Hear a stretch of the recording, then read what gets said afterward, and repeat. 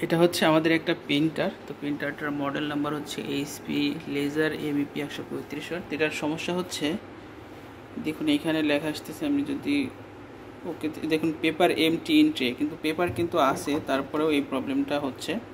তো এখন দেখি এটা আসলে কিভাবে সলভ করা যায়। তো আমি যে কাজটা করছি, আমি অলরেডি কিন্তু এই ব্যাক সাইডটা খুলে ফেলছি। তো ব্যাক সাইড খুলের পরে এটা হচ্ছে সেই সেন্সর, অর্থাৎ পেপার যে থাকে ট্রেতে সেটার সেন্সর।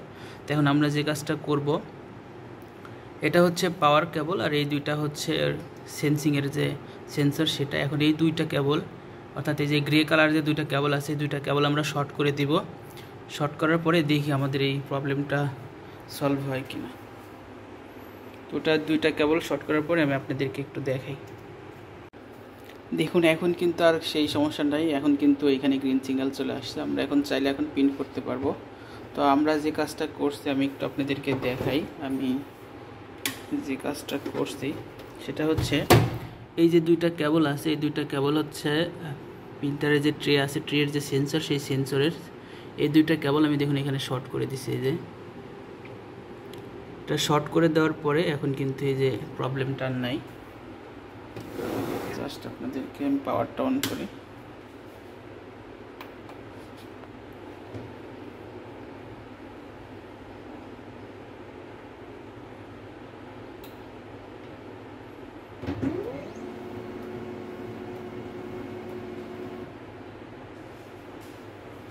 দেখুন এখন কিন্তু আর এইখানে কোনো রেড সিগন্যাল নেই, এখন গ্রিন সিগন্যাল আসছে।